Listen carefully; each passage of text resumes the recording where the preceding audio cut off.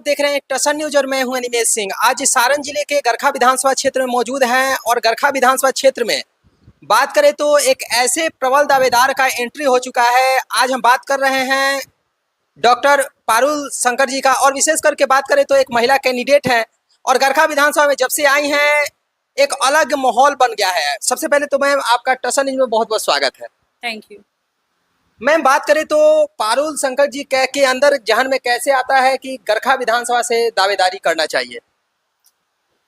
गरखा विधानसभा जो है वह मेरा घर भी है, वहाँ देवरिया बचपटिया, ठीक है। और वहाँ मैं बहुत समय से जान भी रही हूँ, वहाँ की स्थिति को जान रही हूँ कि वहाँ की स्थिति क्या है, वहाँ की जो जनता है वो किस दौर से गुजर रही है।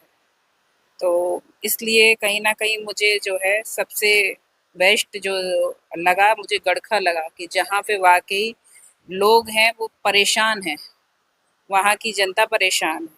वो लोगों का उन लोगों का मत और सब चीज़ों को ध्यान में रखते हुए मैंने देखा कि मेरे जो गड़खा है, मेरा घर है, वहाँ पे बहुत ज़रूरत है। अभी गड़खा की जनता को ज़रूरत है विकास की, वहाँ की महिलाओं को ज़रूरत है सुरक्षा की, और वहाँ की जो क्षेत्र के वासी हैं उनका रिक्वेस्ट तौर पे हम मुझसे कहना है कि मैडम अभी तक काफ़ी विधायक आए और चले गए, इस बार हम चाहते हैं कि एक महिला प्रत्याशी आए और यहाँ से आप विजयी हो। आप मैंने जो भी उन लोगों से वादे किए हैं, मेरे जो भी मुद्दे हैं उन पर मैं खरी उतरूं।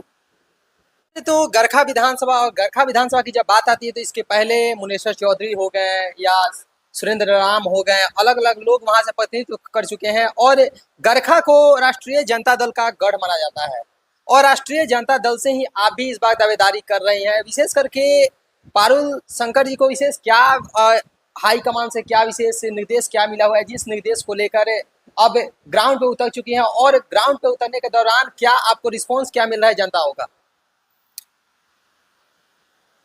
जनता दल से आने का एक बहुत बड़ा कारण है क्योंकि हमारा परिवार जो है वो आरजेडी है, ठीक है। और मैं कई नेताओं से जाके आरजेडी में मिली हूँ, कार्यालय भी गई हूँ। मुझे आश्वासन दिया गया है कि आप मेहनत करिए क्षेत्र में, हम आपके साथ हैं। और जो गरखा की विधानसभा जो क्षेत्र है वहाँ की जनता का भी बहुत प्यार मिल रहा है मुझे, और उन लोगों का भी एक रिक्वेस्ट है कि मैम अब की बार हम चाहते हैं कि एक महिला प्रत्याशी और पढ़ी लिखी महिला हमारे यहाँ से खड़ी हो, जो हमारे यहाँ विकास इतने समय से रुका हुआ है वो विकास हो। जैसा कि मैंने उन्हें आश्वासन दिया कि अगर हम आपके क्षेत्र में आते हैं तो हमारा फर्स्ट होगा महिलाओं की सुरक्षा, महिलाओं की जागरूकता, शिक्षा, स्वास्थ्य और रोजगार, और किसानों का पूरा हक और मजदूरों की मजदूरी। डॉक्टर पारुल शंकर जी का क्या विजन है और किस विजन को लेकर गरखा में जा रही हैं? और गरखा में जाने के दौरान क्या लग रहा है कि देखिए अभी इसके पहले देखा जाए तो राष्ट्रीय जनता दल के ही विधायक हैं, लेकिन क्या उन विधायक के द्वारा क्या काम नहीं किया गया है या वैसा जो गरखा क्षेत्र होना चाहिए वैसा गरखा आज तक नहीं बन पाया है? पहली बात तो अगर वहाँ वाकई कार्य होता तो आज ये बात मुझे यहाँ बैठकर बोलनी नहीं पड़ती।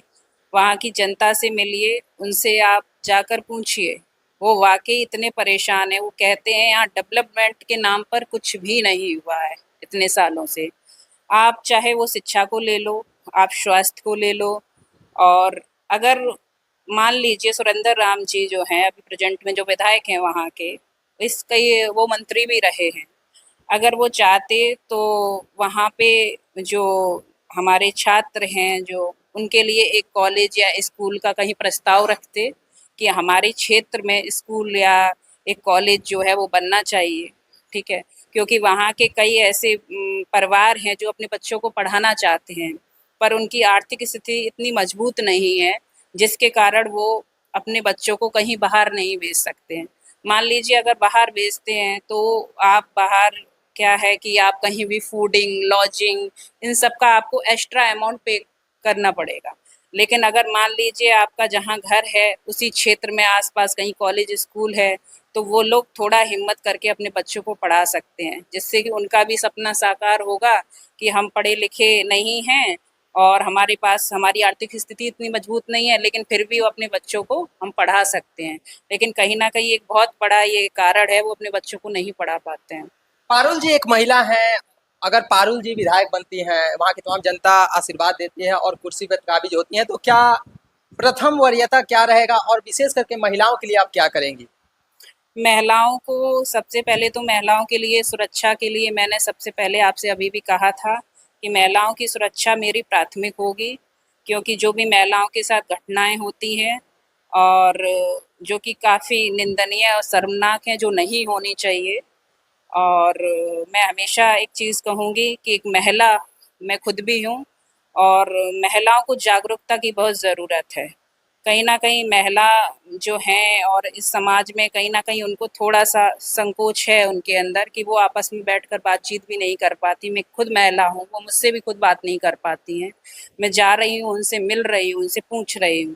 तो मुझे इस चीज़ को कहीं न कहीं लगा है कि हाँ, बिल्कुल ये सत्य है कि महिलाओं को जागरूकता की बहुत ज़रूरत है, और महिलाएँ अगर हमारी जागरूक होंगी और शिक्षित होंगी, तो इससे हमारा परिवार, हमारा क्षेत्र और हमारा समाज, हमारा देश विकसित होगा।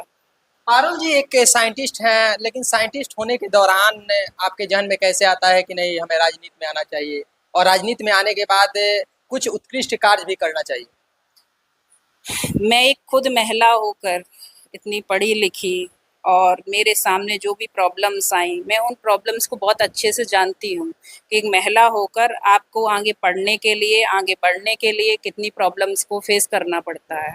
तो मैं चाहती हूँ कि हमारे द्वारा हमारे क्षेत्र की अगर महिलाएँ पढ़ लिख जाएँगी और आगे मेरी तरह मान लीजिए डॉक्टर हैं, साइंटिस्ट हैं और इंजीनियर हैं, अलग-अलग क्षेत्र में वो जाएँगी, तो मुझसे ज़्यादा खुशी किसी को नहीं होगी। मुझे लगेगा मेरे द्वारा, मैं खुद पढ़ी लेकिन मेरे द्वारा इतनी महिलाएँ यहाँ पढ़ रही हैं और आगे बढ़ रही हैं। तो ये हमारे क्षेत्र के लिए एक सबसे पॉज़िटिव वो रहेगा। दूसरा, हमारे जो युवा हैं, जो बच्चे पढ़ लिख कर जैसे-तैसे, मान लीजिए आपके घर में 2 वक़्त का रोटी नहीं है, लेकिन आपने फिर भी अपने बच्चों को पढ़ाया, ठीक है? और पढ़ाने के बाद कि कल के दिन मुझे आर्थिक मजबूती मिलेगी, लेकिन यहाँ पे रोज़गार के नाम पर कुछ ऐसा नहीं है। मैंने एक बार पहले भी कहा था कि अगर हमारे राज्य में ही मान लीजिए फैक्ट्री होंगी, बड़ी-बड़ी इंडस्ट्रीज़ होंगी, तो हमारे बच्चे क्या हैं कि यहीं काम करेंगे, उन्हें बाहर नहीं जाना पड़ेगा, ठीक है? कई बार क्या होता है ना कि बच्चे बिहार से बाहर जाकर काम करते हैं। ठीक है? तो उससे कहीं न कहीं माता-पिता हैं, जो बुज़ुर्ग हैं, वो बहुत डिस्टर्ब होते हैं।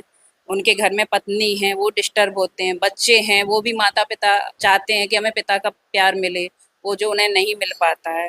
तो हम तो ये चाहते हैं कि अगर हम गरखा में आते हैं, तो सिर्फ़ हम गरखा नहीं और आगे का भी हम सोचेंगे कि कैसे हमारे राज्य का विकास हो और कैसे हमारे क्षेत्र का विकास हो। विशेष संदेश क्या है गरखा विधानसभा की तमाम जनता को लेकर और विशेष डेवलपमेंट को लेकर? क्योंकि अगर शिक्षित व्यक्ति अगर गरखा विधानसभा में आते हैं तो विशेष करके डेवलपमेंट हो सकता है, वहाँ की तमाम जनता का भी कहना है। तो क्या विशेष संदेश क्या है आपका तमाम गरखा विधानसभा की? मैं गरखा विधानसभा के क्षेत्र के लोगों को सिर्फ यही कहना चाहती हूँ कि अभी तक आप लोगों की जो भी शिकायत है कि हमारे क्षेत्र में जो हमारे विधायक जी हैं, उन्होंने अभी तक कोई कार्य नहीं किया है।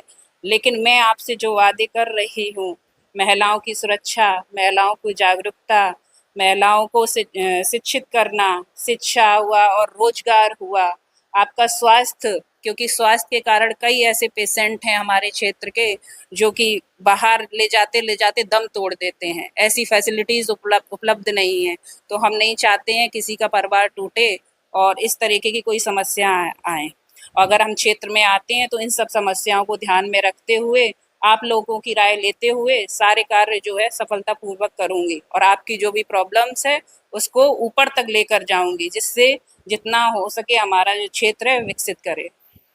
जैसे कि अभी हमारे साथ मौजूद थी गरखा विधानसभा से शिक्षित एवं महिला प्रत्याशी डॉक्टर पारुल शंकर जी। बात करें तो पारुल शंकर जी एक साइंटिस्ट भी हैं और साइंटिस्ट का जब एंट्री गरखा विधानसभा में होता है तो पूरे तमाम वैसे जनता है जो जनता आज तक की स्थिति में अलग अलग विधायक से परेशान है, अलग अलग विधायक के कामों से परेशान है, उनके अंदर एक जिज्ञासा जगी है कि नहीं अब गरखा विधानसभा का डेवलपमेंट होने वाला है। और तमाम जनता का कहना है कि पारुल शंकर जी जब से आ रही हैं तब से हम लोग तन मन धन और विशेष करके उनसे आग्रह कर रहे हैं कि अब आ गए हैं तो आपको जाना नहीं है, आपको यहाँ पे अडित रहना है। विशेष करके बात करें तो पारुल शंकर जी क्षेत्र में जा रहे हैं और क्षेत्र में जाने के दरमियान इनका सीधा सीधा कहना है कि वहाँ की जनता त्राहिमाम त्राहिमाम कर रही है और विशेष करके वो हमारे पार्टी के विधायक हों या अदर पार्टी के विधायक हों, तमाम विधायकों से वहाँ की जनता परेशान हो चुके हैं और आने वाले दिनों में वो एक अच्छे प्रत्याशी को चुनेगी और अच्छे प्रत्याशी को जब चुनेगी